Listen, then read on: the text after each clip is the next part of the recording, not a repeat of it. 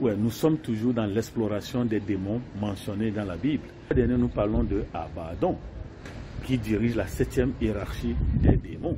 Et c'est lui qui contrôle les cimetières. Et c'est avec lui que les Nikiens, c'est-à-dire les nécromanciens, travaillent. Donc, on va réveiller les morts. Est-ce qu'on réveille les morts? Mais ce que nous savons, on vous l'a dit. Aujourd'hui, nous allons parler d'un autre démon, un démon qui se trouve dans la mer Rouge. Là, nous sommes entre l'Orient et l'Afrique. La mer Rouge qui sépare l'Arabie de l'Afrique. Et selon nos recherches, cette portion de la terre, quand vous voyez la mer Rouge, une portion de la terre qui relie l'Afrique à l'Asie, c'est ce qu'on appelait Nadu. Nadu. Et il y avait des rois éthiopiens qui dirigeaient ces Nadu jusqu'à aller dans Myanmar et l'Inde. Il y avait 12 Nadu éthiopiennes en Inde.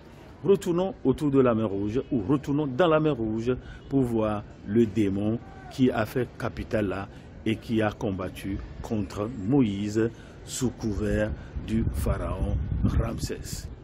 Plusieurs personnes connaissent l'histoire de Moïse et du pharaon.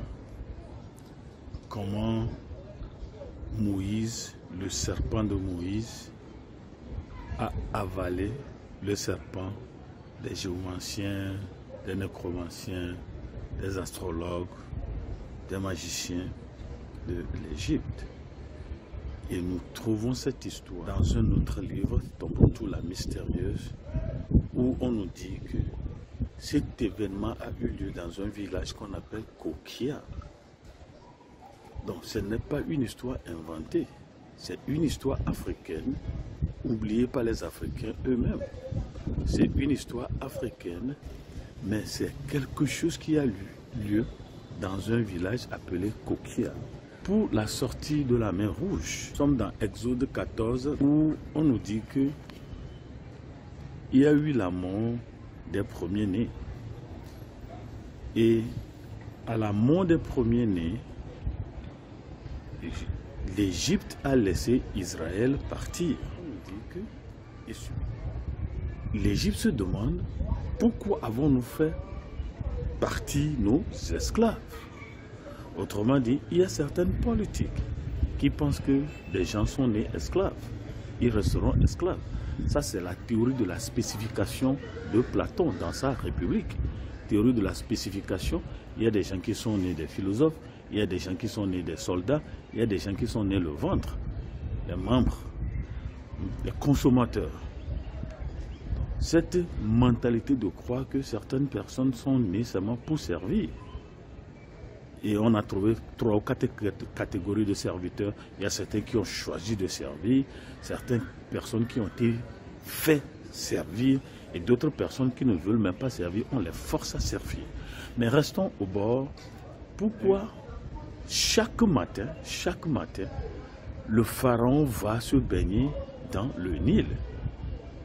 Bon, quand vous lisez bien, je crois, Ésaïe 18 et Ésaïe 20, pharaon se dit qu'il est le crocodile. La Bible l'appelle le crocodile. Et il dit que le Nil c'est moi. Pharaon dit que c'est lui qui a créé le Nil. Voilà l'abus, voilà l'arrogance, voilà l'ignorance de certains pouvoirs qui ignorent que être au pouvoir n'est pas être auteur du pouvoir. Qu'il y a un pouvoir toujours au-dessus des pouvoirs. Ce qu'on appelle le déplacement du pouvoir, ou ce que nous appelons durabilité autocratique. Mais qu'est-ce qui s'est passé au bord de la mer Rouge, Yom? Les gens disent c'est la mer des roseaux. Maintenant, il y avait un esprit, il y avait un démon. On l'appelle Abézétibou. Abézétibou. Donc, une fois les Israélites sortis, c'est cet esprit-là descendu dans le Nil, dans la mer Rouge. C'est lui qui a maintenant semé cette colère dans les rangs de Pharaon. Il dit, pourquoi est-ce que vous avez fait partir vos esclaves? Qu'est-ce que vous allez devenir? Alors, c'est un démon monoaptère, c'est-à-dire un démon à une seule aile. Zetibou. Il y a des gens qui sont allés se prosterner devant la mer Rouge. Il dit, ils ont signé un pacte avec la mer Rouge.